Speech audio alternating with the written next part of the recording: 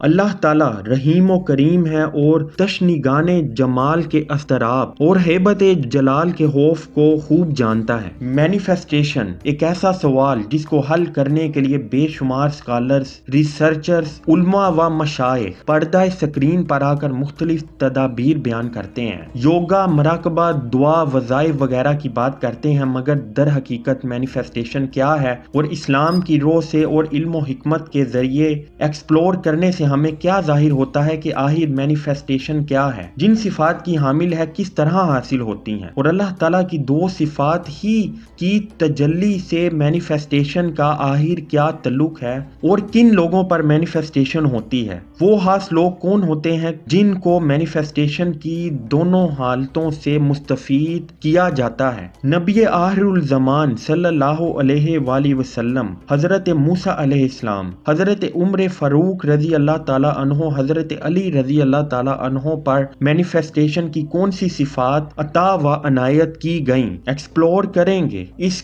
Video میں۔ Manifestation کے بارے اہم سوالات کو ویڈیو شروع کرنے سے پہلے چینل کو سبسکرائب کریں اور کمنٹ سیکشن میں اپنی قیمتی رائے کا اظہار ضرور کریں۔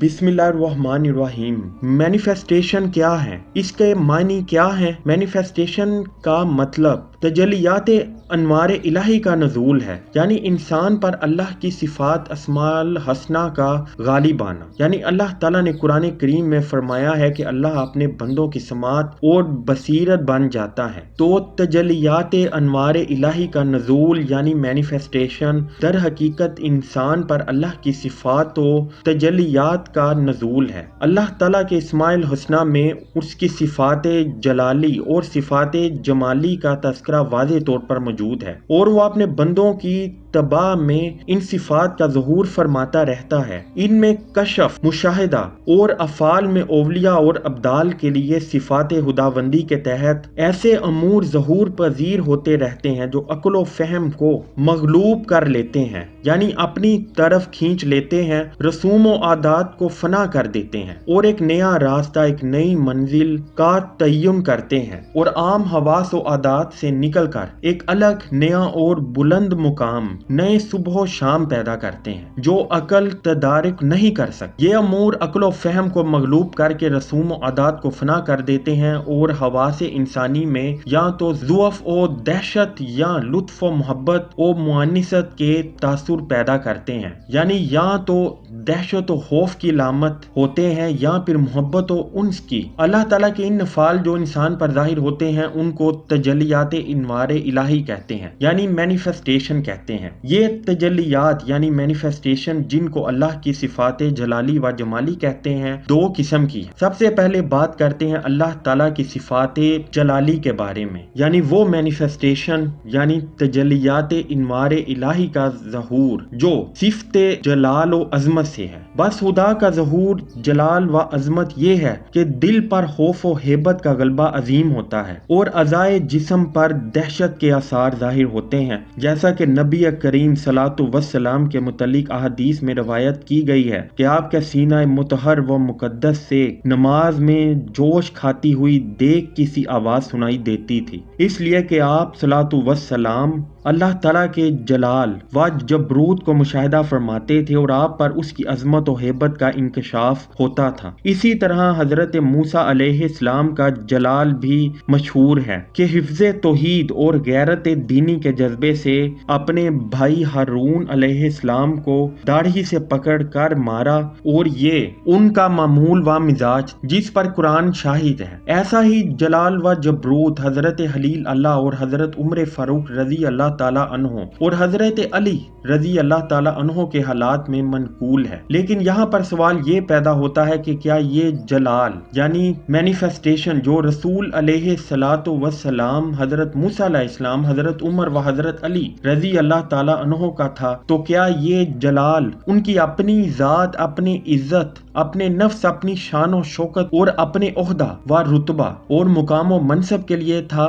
جیسا آج ہوتا ہے؟ تو اس کا جواب یہ ہے کہ ایسا بالکل نہیں۔ ان سب انبیاء کرام، اولیاء کرام و صحابہ کرام کا جلال و ہیبت اور خوف صرف اللہ تعالیٰ کے لیے، حق و حق کار کے لیے، عہد حق برآں لانے کے لیے تھا، جو اپنی ذات کے لیے نہیں بلکہ ہمیشہ غیرت حق، حفظ توحید کے تحت ہوا کرتا تھا۔ اس جلال میں ان کو اپنی ذات کی کوئی حیثیت نہیں تھی، وہ ہر کام میں، ہر کیفیت میں توحید و غیرت اور حق کو سامنے رکھتے۔ جہاں ان کی اپنی ذات، اپنی عزت و عہدہ کی بات آتی تو اس جلال کو ختم کر کے حق ہی کے ہو کر معاملہ کو دیکھتے۔ بس یہی تجلیات انوار الہی یعنی مینیفیسٹیشن کا مقام جلالی ہے۔ آپ بات کرتے ہیں اللہ تعالیٰ کی صفت جمالی کی یعنی مشاہدہ جمال کی۔ مینیفیسٹیشن کا وہ مقام جو اللہ تعالیٰ کی صفت جمالی سے ہے۔ تو مشاہدہ جمال کیا ہے؟ دلوں اور مزاجوں میں خدا کی صفات رحمت و رحم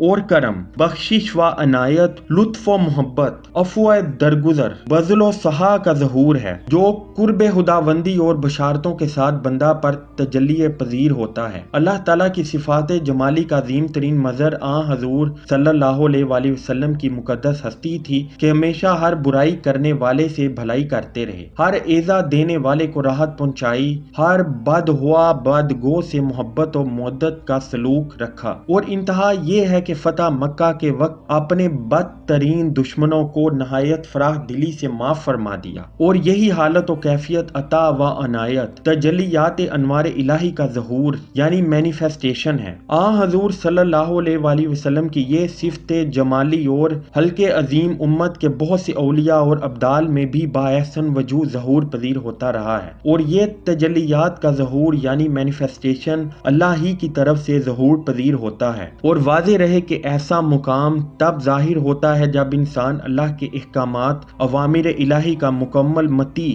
و پابند ہو جاتا ہے، فرائض اور احکامات میں عام و خاص طور پر فرما بردار ہو جاتا ہے، کیونکہ جو شخص امتحانات میں لازمی سوالات کے جواب نہ تحریر کرے، چاہے وہ لازمی حصہ چند نمبروں کا ہی ہو، اور دوسری جانب آپشنل سوالات مکمل درستگی سے حل کر لے مگر لازمی سوالات چھوڑنے کی وجہ سے اسے فیل کر دیا جاتا ہے۔ آپ بات کرتے ہیں آج کے تیسرے اور اہم سوال کی، یعنی یہ تجلیات انوار الہی میں صفت جمال کا ظہور یعنی مینیفیسٹیشن کیا ہر شخص حاصل کر سکتا ہے؟ تو ایسا بالکل نہیں۔ صفت جمالی ہر کسی کے لیے نہیں ہوتی، ہر کوئی اس قابل نہیں کہ اپنے حق کو چھوڑ کر اپنے وجود کی عزت و تکبر و جلال کو ختم کر دے، صرف اللہ کے لیے ہی ہر معاملہ دیکھے اور اسی حق و حق کار کے لیے اپنی ذات کو سامنے رکھے، کیونکہ اس صفت جمالی یعنی تجلی کے لیے انسان کے محل کا مکمل طور پر درست ہونا لازم ہوتا ہے۔ اللہ تعالیٰ نے اپنے مشاہدہ جمال کی یہ نعمت خاص افراد امت پر وسیع و بسیط کر رکھی ہے اور انہیں تمام زندگی اس سے مستفید کیا ہے، تاکہ فرطۂ شوق کے سبب محبت کے جذب و مستی میں ان کی روحانی قوتیں سست و مزمحل نہ ہو جائیں اور وہ ہجر و فراق کی افسردگی میں حقوق ابدیت کی تعمیل سے قاصر نہ رہیں۔ اس لیے اللہ تعالیٰ حکیم دانا ہے، رحیم و کریم ہے اور تشنگان جمال کے اضطراب کو خوب جانتا ہے۔ اس لیے حضور صلی اللہ علیہ وآلہ وسلم سے روایت کی گئی ہے کہ آپ حضرت بلال رضی اللہ تعالیٰ عنہ سے فرمایا کرتے تھے، اے بلال اذان دے تاکہ ہم ذکر و نماز سے راحت حاصل کریں۔ ان کے لیے نماز اس بنا پر راحت قلب و روح تھی کہ انہیں کامل محویت اور استغراق میں نماز کے دوران مشاہدہ جمال الہی ہوا کرتا تھا۔ اسی لیے حضرت صلی اللہ علیہ وآلہ وسلم نے فرمایا کہ میری آنکھوں کی ٹھنڈک اور میرے دل کا آرام نماز میں رکھا گیا ہے۔